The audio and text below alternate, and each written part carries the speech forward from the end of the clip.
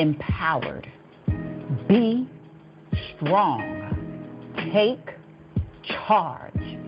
Speak life. Live life abundantly. Get with it now. You are now entering the chat room. Health Chat with Coach Jean, that is, where we debate, debunk, educate, empower, impart, and raise awareness on all things related to health, healing, and holistic well-being, body, mind, and spirit. Let's go.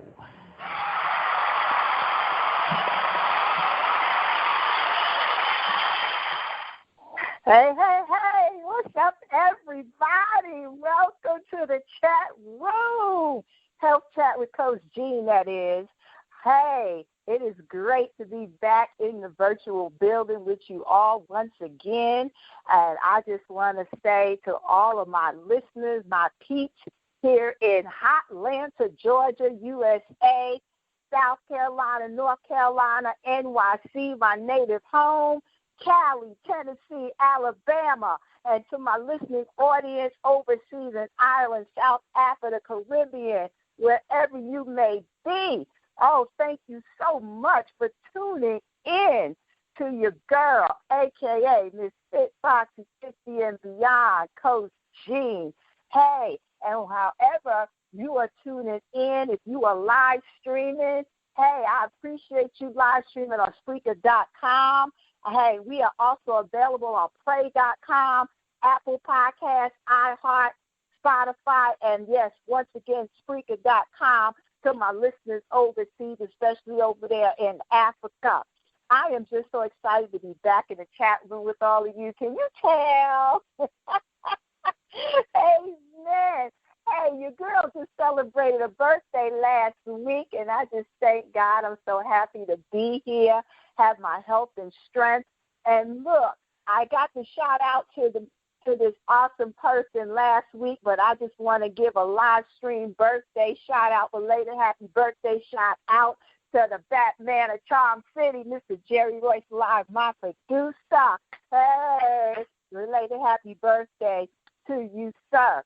And as always, if you are on social media, look, post your questions and comments in real time.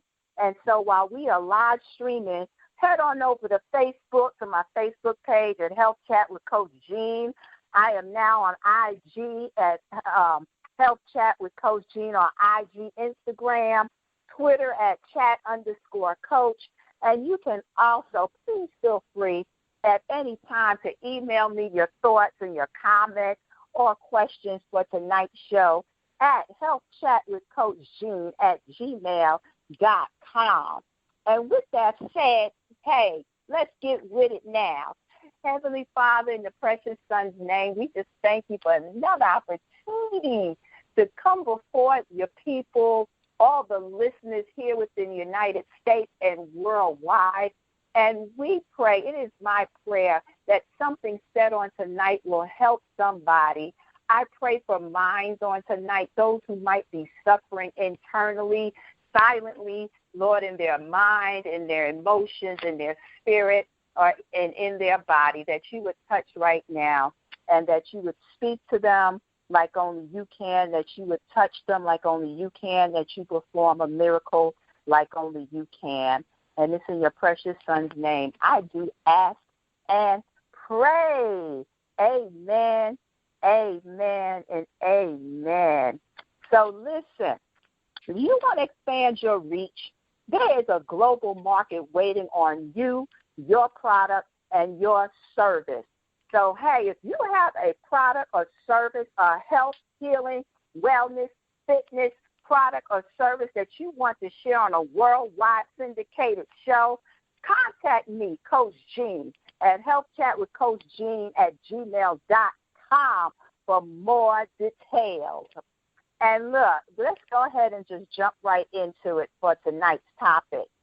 So last month, if you recall, here in the chat room, we brought awareness to a global, it is a rising global public health concern. We brought awareness to this topic last month. and this topic is childhood obesity. And since then, we've been in the midst of this pandemic, COVID-19, for a couple of months now. That is another global public health concern. And look, frankly, it doesn't seem to be losing any momentum. But here on tonight, my guest and I are here to bring awareness to yet another public health concern. This global health concern claims over 800,000 lives every year worldwide, according to the World Health Organization. That is one life every 40 seconds.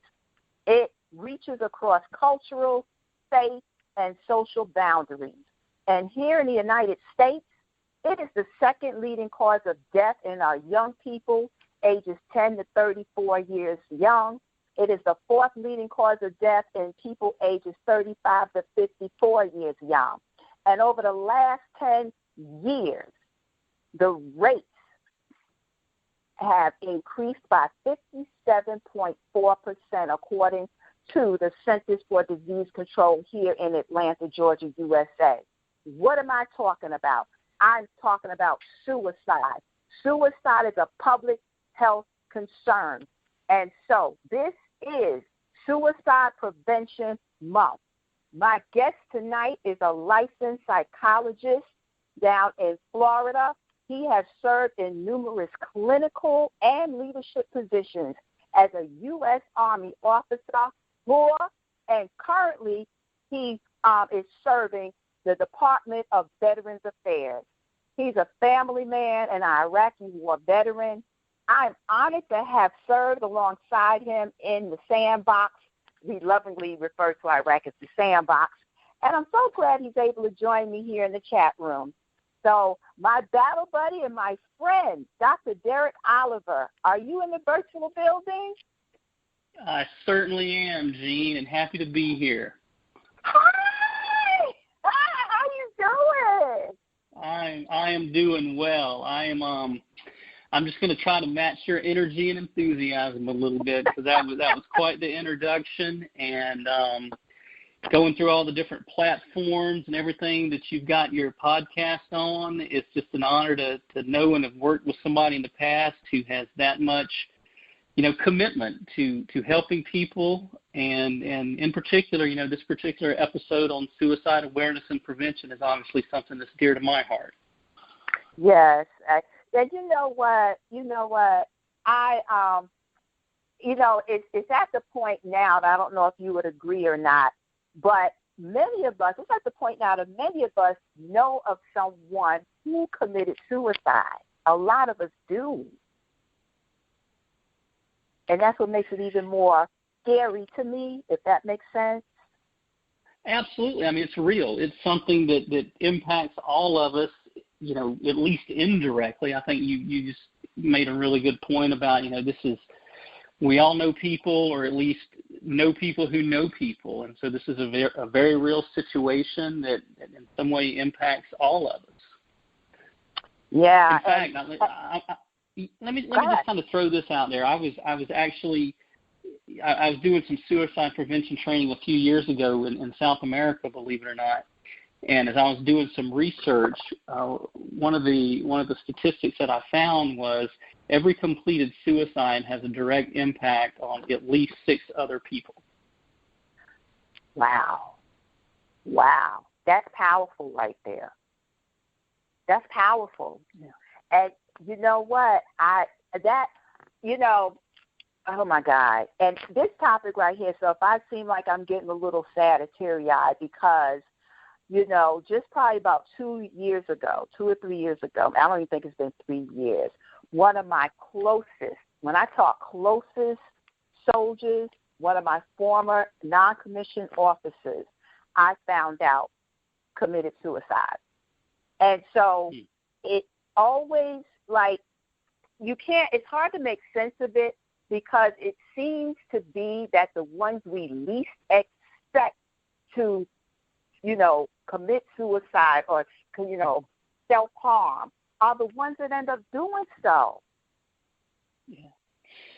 So I'm assuming that, as we continue this conversation, we'll probably talk a little bit about, warning signs, kind of how to assess somebody, not necessarily from a clinical perspective like I do, but just, if you've got somebody close to who you're concerned about. But again, it's a really inexact science, if you will, as a clinician and, and as just a caring human being who has, friends and family that you might be concerned about. Oftentimes, you kind of, I'm trying to put into words, kind of reflecting on what you're saying. But yes, often it is very much a surprise when we find out someone has attempted suicide or unfortunately, completed suicide. Wow. So what are some factors or life challenges that can lead a person to choose to go that route? Well, I want to back up just one half step before we go there. I feel compelled, okay. and as a former Army officer yourself, you probably recognize my need to do this. I do just want to point out, since you mentioned my Army service and working in the VA right now, I'm here tonight as a psychologist and a citizen, and just, wanting at your invitation, which I appreciate, to talk about some of these issues. So I just do want to be clear, nothing I say tonight is, the official word or official representation of the VA or the Army or the U.S. government or anything like that. I'm sure you're aware of that kind of standard disclaimer that we always have to put out. Yes, and thank you for saying that, and thank you for reminding me, because I get so excited and into the chat that I forget those disclaimers sometimes. So thank you for pointing that out. But feel free to flow however you are led. Okay. So I think the question was, what are some factors or life challenges that can lead a person to contemplate, attempt, or commit suicide? And, the reality is that's a really complicated question. It's certainly not always one thing. It's clearly not the same thing for every person. It's oftentimes kind of the perfect storm, if you will, of just a lot of different things adding up at one particular point in time in life, where people might just feel overwhelmed. They might feel like there's no hope for the future, or in many cases it really is an impulsive act that might not be well planned ahead of time. But we do look for risk factors. So we look for things that, and this might sound kind of cold and clinical again, but some statistical things that are often associated with being at higher risk for suicide. And some of those are probably pretty obvious to your listeners. So things like depression and mood disorders,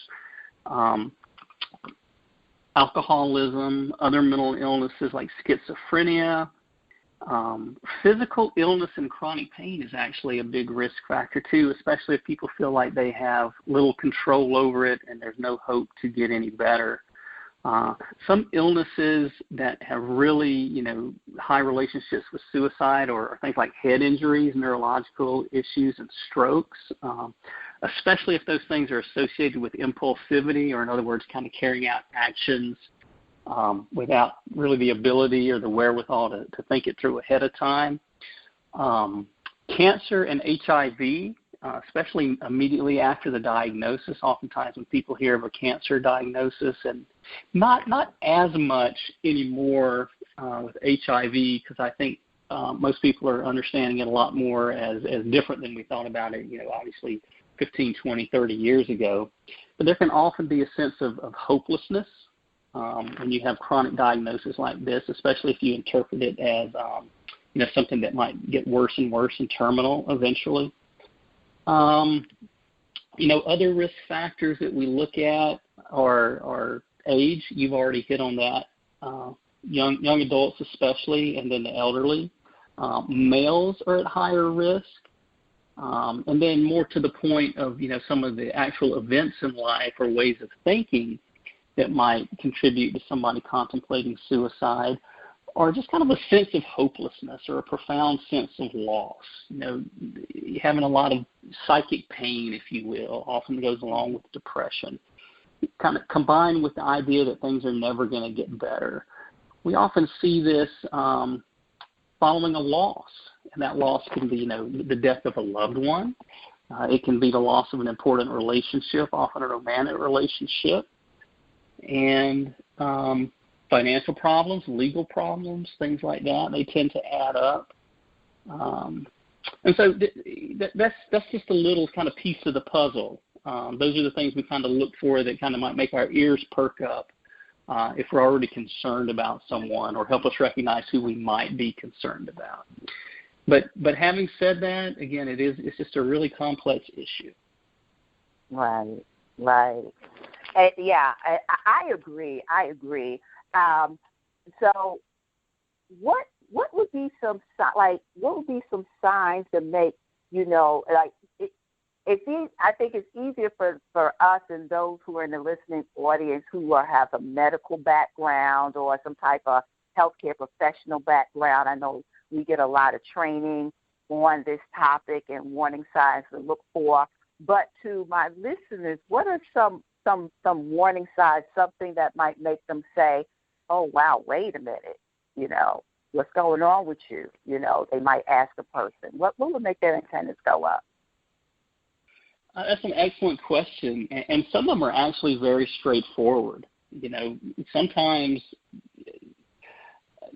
just a verbalization, just a statement suggests that someone is contemplating suicide, or even more subtly, just comments, I wish I weren't alive. I might be better off if I'm dead. Other people might be better off if I'm dead. Just comments like that suggestive of a desire to die. Comments that suggest that somebody might be getting their affairs in order. So you're already concerned about somebody, for example, who might be depressed or going through a really tough time, and they make a comment, they're updating their will, or, they want to give all their stuff away. Maybe even a combination of this. A not uncommon situation is for somebody to say something like, I'm not going to be around too much longer, or I'm not going to be here too much longer. Can you take care of my pets for me? Things like that. Again, as you're talking to somebody, as you're kind of, them, right? These are people oftentimes who are very close to us, so we know when things are different for them. So again, that sense of hopelessness, perception that they're a burden to others, comments that suggest that they're a burden, social withdrawal or isolation. Somebody who's normally a very gregarious, I'm about to say egregious, that would not be the right word. Somebody who's normally a very gregarious person, very outgoing personality, who starts to withdraw and isolate. That's something we typically would want to worry about. Significant increase in substance use is often a warning sign. There's one particular model that I really like, and I'll try to drill it down to kind of the simplest concept, if you will. But it really considers people who get to the point of contemplating suicide or attempting suicide as having three kind of main factors that contribute. And that's this idea of like unbearable psychic pain or emotional pain, current stressors, so things going on in their current life, and then what we call agitation, which is just a sense of mental uneasiness. And it's often kind of what we think of as agitation, somebody who's often angry or irritable or who can't sit still.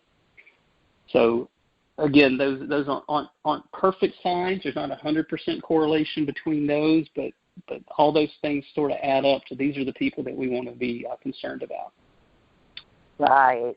So, you brought up a very good point about, the isolation, because now with this worldwide pandemic, COVID-19, we're supposed to be social distancing, not going out as much.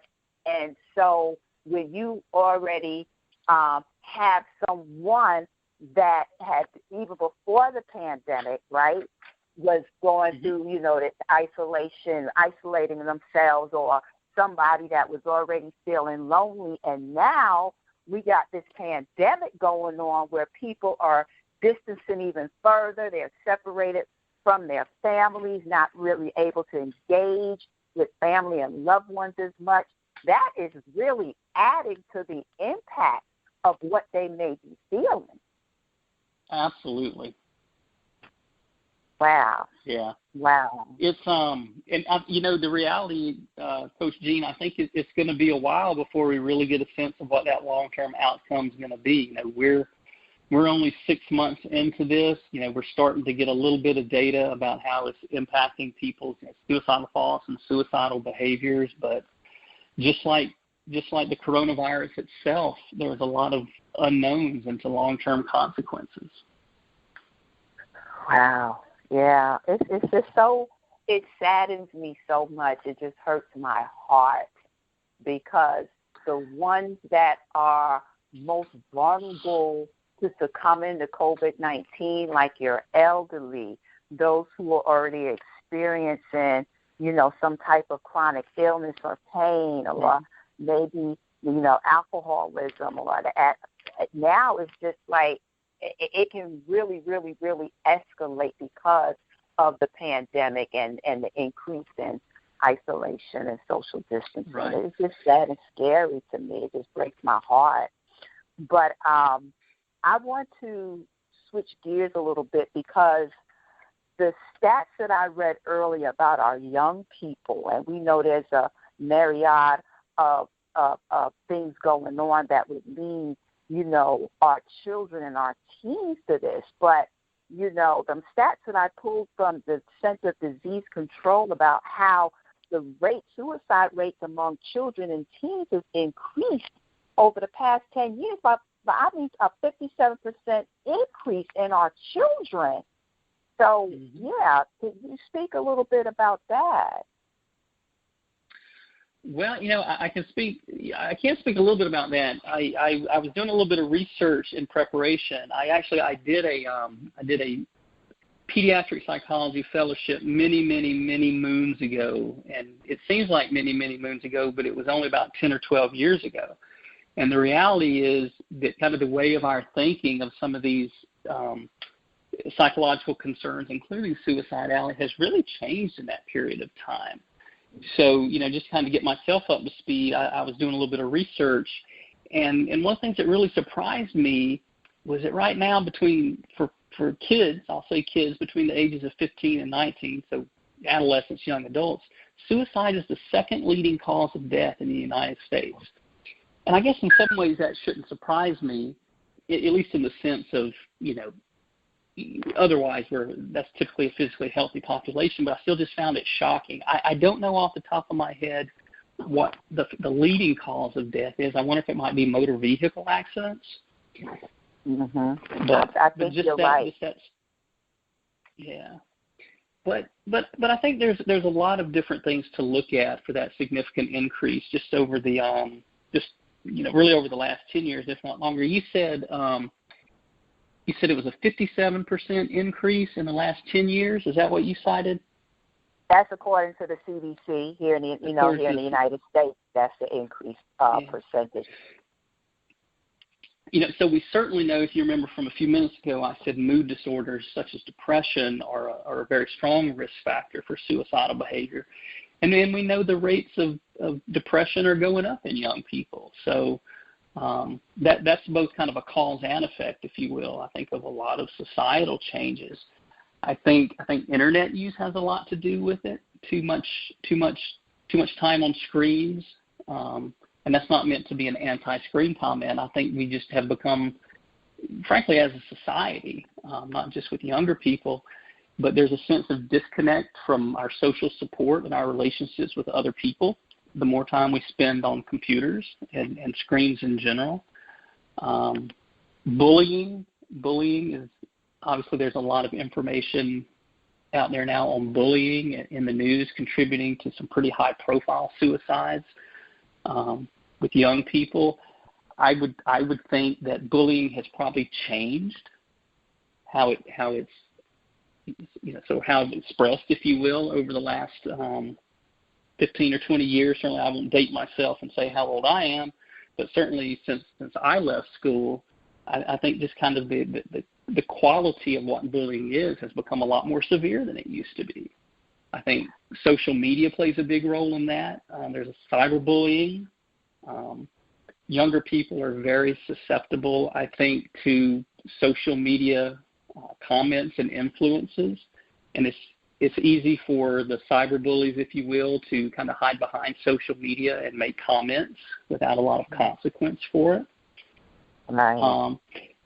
and this is certainly not meant to be a political statement or an anti-gun statement, but access to lethal means is always something we need to consider, regardless of age. And really, even going back to, I'll kind of jump back to your previous comment about suicide rates and the coronavirus.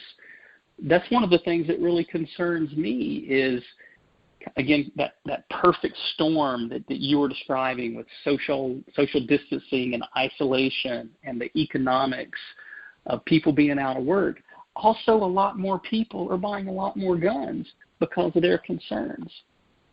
Yes, yes. I got to be honest with you. Just the other day, maybe probably about 2 weeks ago, I told my husband, I said to him, look, it's been 5 years since I fired my weapon. I think we need to get back to the range. So, yeah, you're right about that, all because of the current culture and climate that we are living in right now. But, that is a concern because more and more people are keeping firearms in the house. And if they're not locked up and away from the kids, and then, the bullying, bullying, I'm 57, I'll say my age. It is totally different than what it was when we were, look, it is totally different from when I was in high school coming up. Yeah, it's, it really is, I have 3 kids. They range in the age of 8 to 16. They all have their own different personalities. And I think because of their age range and some of their experiences, I sort of I view young people, if you will, or young people in today's society kind of through the lens of what I see their lives like. And it's just a whole different set of challenges than, I'm 47. I graduated high school in 1991. It's just a whole different set of challenges today, and I wouldn't want to trade places with them at all, even if it did mean I was younger again. I feel you with that. I wouldn't either. I would not trade places with them, even to be younger, because it's at a whole nother level. Like it's just unbelievable. But you brought up, offline when we was emailing and chatting on via email, you brought up a very good point that I would like us to dive into. You brought up about resilience, and being now that I am I'm sure you know my story, what happened to me 2 years ago. I'm a cancer conqueror. I don't like to use survivor because we would be able to thrive and not survive, but to thrive. And so, that took a lot of resilience. I mean, it's amazing that I think we don't know how resilient we are until being resilient is the only choice we have, if that makes sense. And so it I makes would perfect love sense. Yes, please dive into that part about resilience. Well, I'm gonna. The first thing I want to do is ask you a question, which is, can you? And it's not meant to be, a stump you kind of question. I've just found that a lot of times we throw words around without kind of a good meaning of what it means. So when you say resilience, what do you think of? What does that mean to you? So resilience to me is looking within. Like for me, it was looking within myself, and I mean the totality of my whole being, body, mind, spirit, emotions, and just really searching deeper into the person, because I feel all that's interconnected. And so for me, it was like I had to dig deep, based on my past experiences, what I survived or went through in the past, and just find that same power. For me, it was more spiritual, though, but whatever from within, I just had to dig deep and pull it out. Just pull it out, because that's what helped to give me my strength. For me, it was spiritual. So, yeah. And that's why I asked you that question, because I knew that you were going to give me a much richer, meaningful definition than I was going to throw out. Because, the definition that I use is it's the process of positive adaptation to stress, trauma, and tragedy. And it's the norm. I think we forget that sometimes, especially in my clinical work, because a lot of times I work with people who maybe because of depression or because of certain circumstances in their lives, they don't necessarily feel very resilient. And I think one of the challenges that I have as a clinician and really as a person, because this is something that we deal with in our friendships and relationships as well, is helping those people see all the ways in which they are resilient or they are adapting well. That can be really difficult sometimes. So what are some factors that go into resilience? I think to me, one of the biggest ones is just perceived social support. And I say perceived, I really kind of emphasize perceived, because if I have one or two good friends who I know are going to stick by me through anything, that probably has a lot more positive benefit on me than having 100 people nearby who kind of sort of might go out and have a drink with me from time to time, but can I really count on them when the going gets tough? So do I have people I know are going to have my back when it hits the fan? I think another thing that's really important is past success. Having gone through stress previously and come out on the other side with it saying, hey, man, I was able to handle that, and I didn't know if I was going to be able to. And, and I'll throw out this. You mentioned our previous experiences together in the sandbox. And that was a really stressful time for me and probably for most of it, but and things weren't perfect, and not every day was a great day by any stretch of the imagination. But when I walked out of there, I looked back on it and I said, man, I learned a lot about myself, and I dealt with some hardships that I wasn't 100% sure I was going to be able to deal with. And that was a really powerful thing for me to experience. And I think that really does go into that resilience puzzle. Part of that as well is – oh, go ahead, please. Go ahead. I'm sorry. I was agreeing with you. I was just going to – no, I think really part of that is the ability, and sometimes it comes with practice, and you're not going to be perfect 100% of the time, is just – and I think you touched on this when you were sharing your story a few minutes ago, viewing stress as a challenge or an opportunity. I think in a lot of ways it really comes down to sort of an optimistic, positive mindset and the expectation that I'm going to handle this without, because I'm a big believer in the, kind of what we call the mind-body phenomenon or kind of the mind-body connection, especially with illnesses. I know I'm going off on a little bit of a tangent, but I think especially when we're coping with illnesses, our outlook is an incredibly important part of not just our psychological health, but our physical health as well. And then I think a really important piece of the resilience puzzle is just the ability to tolerate the negative emotions that go along with it, because, certainly not to put you on the spot or anything like that, but I'm sure when you're going through that, some days were just really, really bad. And you would start to question, do I really want to go through everything that I know I need to go through, put my body through this? And that's okay. I think it's okay to give ourselves permission to have bad days. Yes.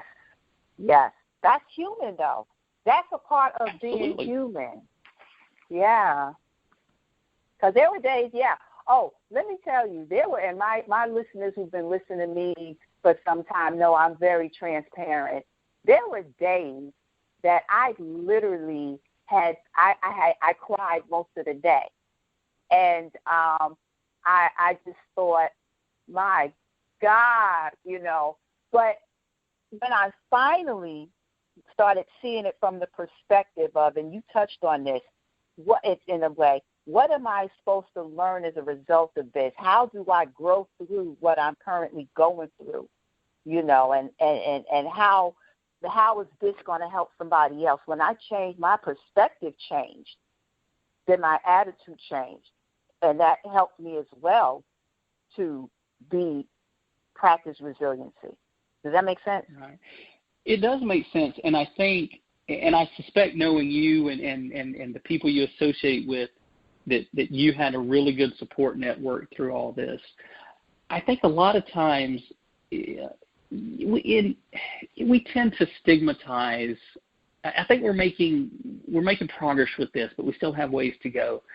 That, even if you are facing significant, hardship or tragedy, people have a tendency to, if you're having those negative emotions, to either want to kind of take a step back and not get involved, or tell you, suck it up, whatever it may be, rather than just kind of putting their arm around you and saying, it's okay. You are absolutely allowed to feel this way. And sometimes I think one of the most powerful ways to get us through that is to have somebody else kind of validate that and say, yeah, this really does suck, and you deserve to feel that way.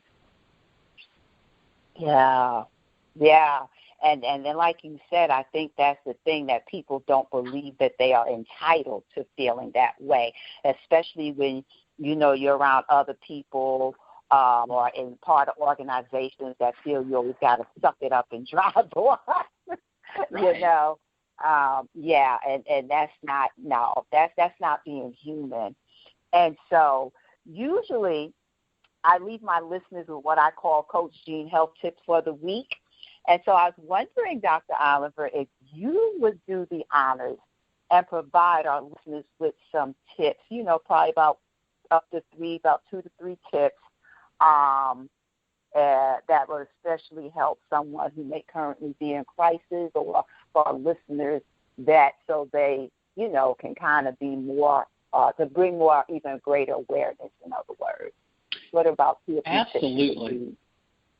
Yeah, absolutely. And I think that's really kind of the coming full circle in the meat of what we're talking about is, we can identify folks, we can look for the signs of who might be someone we should be concerned about, but then what do we do about it once that happens? So I think really one of the first things is we just don't want to ignore it. We don't want to, pretend like it's not there, or say, I'll let this be somebody else's problem. Once we identify it, I think it's important for us to we're going to be anxious, right? And I think that's okay.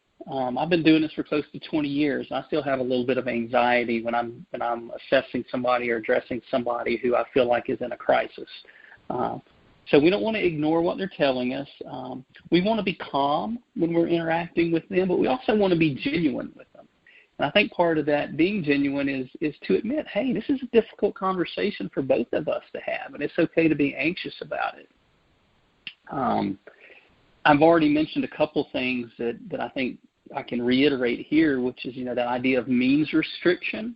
So, if somebody has access to weapons or medications or something, we want to, do our best within our power to try to put a little time and distance between them and the weapons that they may have, within reason. We don't want to put ourselves or other people in danger too. Don't leave them alone if you feel like they are really, truly in crisis. And I shouldn't even say it that way, because I think we want to, if we've reached this point, we want to assume that they probably are in crisis. Ask them if it's okay if you can take them to the nearest ER, for example, to get an evaluation. Sometimes you may even have to call 911 and get a welfare check, or ask for law enforcement assistance if the person is really that resistant to immediately getting care, if they truly are in that degree of a crisis.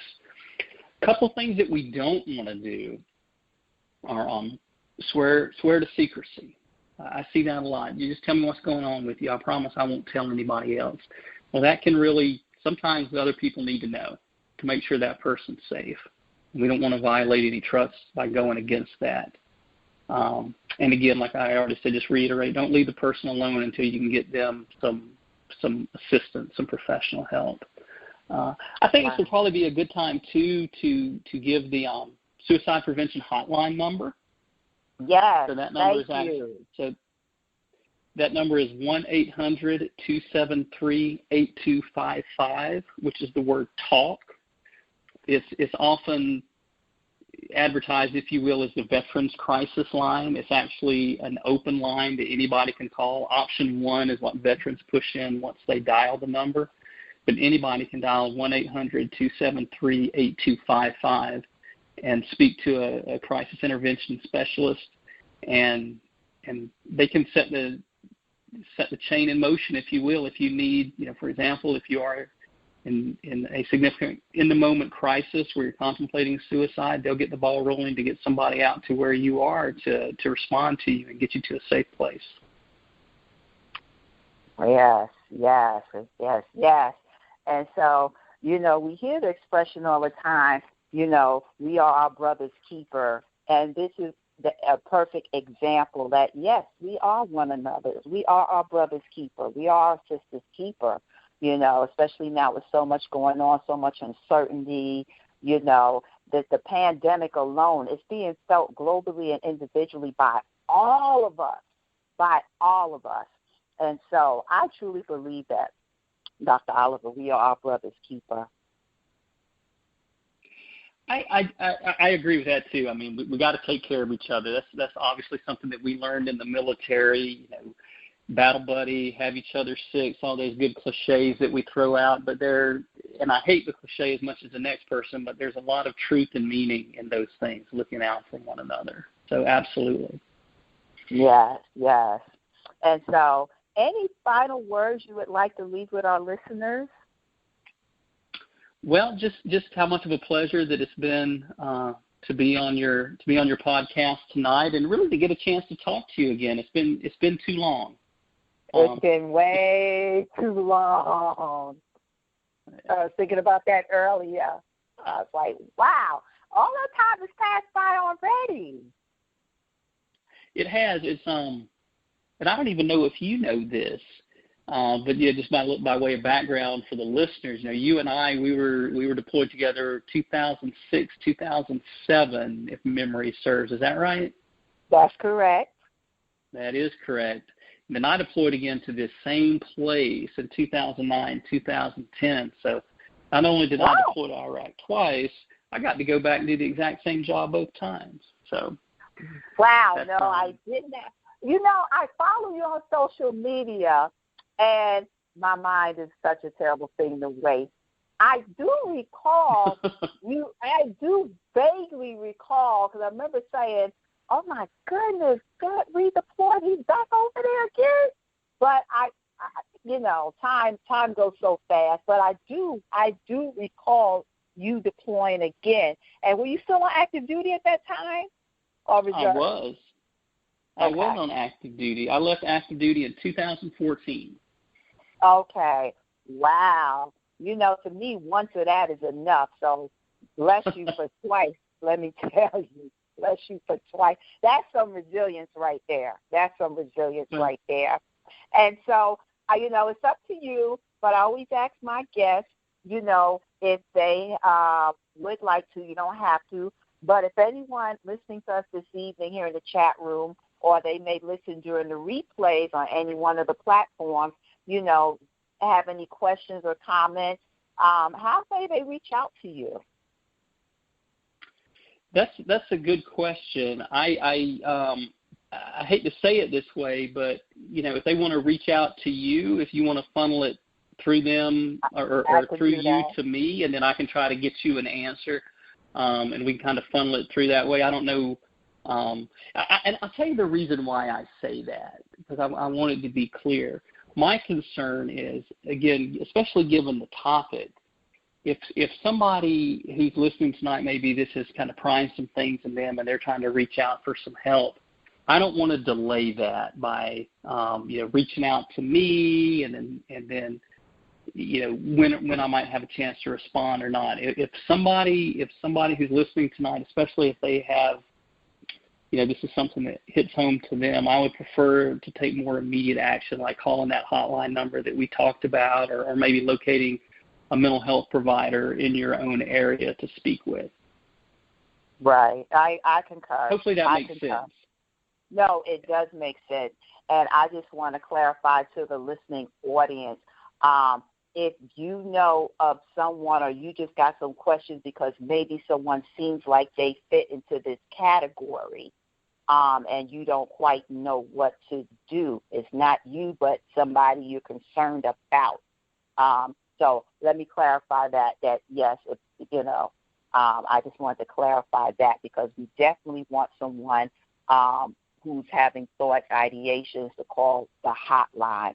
And so Dr. Oliver, I just thank you so much for your willingness to join me here in the chat room this evening. I just thank you so much. This is a topic that many of us have been affected by, know somebody. I know one too many people, and yes, they were all soldiers or, family members of soldiers, but still, one too many. Well, it's been a pleasure being here. It's a heavy topic. The topic itself is obviously not a pleasure, but it's good catching up with you, and hopefully, a couple of the points that we made tonight maybe resonates with a few folks listening, and it can be a positive step for them. Or someone they love, someone they're close to. Yep. Right, exactly. That's my hope and prayer. I'm sure you hope the same as well. So once again, my friend, thank you so much. And we're not going to wait another X amount of years. I won't say how long it's been. I will be in touch, and I'll see you in social media land. But I thank you because you did reach out to me when I was going through that challenging time in my life, and I thank you so much for doing that. It meant a lot, So thank you so much. It's always a pleasure, and absolutely, and best of luck to you. We won't wait however many years again. That's right. So peace and health to you and your family, and you be safe, my friend. All right, you as well. Thank you so much. Thank you. All righty. All right, bye-bye. Bye-bye. And so for you, my listeners out here in the chat room this evening, look, remember, we are body, mind, and spirit beings. We can't just focus on our physical health. We have to take into consideration the other entities, especially our spiritual health, because they are all interconnected, our bodies, our minds, our emotions, our spirit, man, and even social. We are social beings as well. And so we are all interconnected. And so, this is Christian media, and I would be remiss, especially, having a topic like this presented here in the chat room this evening. There is hope, and there's always hope in God. And so I just invite you to welcome him into your life. I know when I was going through my challenge 2018 to 2019, I really had to dig deep. My resiliency came from my strength and my faith in God. And so, I just invite you to just allow him into your heart, allow God into your heart, just say to him, I believe you, God. I need your help. I believe your grace can save me. I believe that, your son died on the cross just for me, and I accept you into my heart, and I make my heart your home. But you've got to dig deep. You're more resilient than you may think you are. And again, I want to thank a special thanks to my guest here in the chat room this evening, Dr. Derek Oliver. To you, my listening audience here and around Atlanta, Georgia, USA, throughout the United States, and those who are listening overseas on Pray.com, Apple Podcasts, iHeart, Spotify, and Spreaker.com. A shout-out to all of you, and a very special thanks to my awesome producer, Mr. Jerry Royce, and the entire Positive Power 21 radio family. I wish you all peace and health. God's willing, if he says so the same. I welcome you to come back and join us here in the chat room next week. My special guest is known as the Double Doc, and he will be here in the chat room with us discussing health and wellness during the double whammy. The double whammy, yo. So tune in and find out what that's all about right here in the chat room with your girl, Miss Fit Foxy Fifth and Beyond Coach, Nurse Coach Jean Turner. So again, thank you all. I love you all. Peace and health. God bless you, and good night. Thank you for joining us for another episode here in the chat room. Health Chat with Coach Jean, that is. Until next time, if God says the same, I pray peace, health, love, and well-being for you and your family.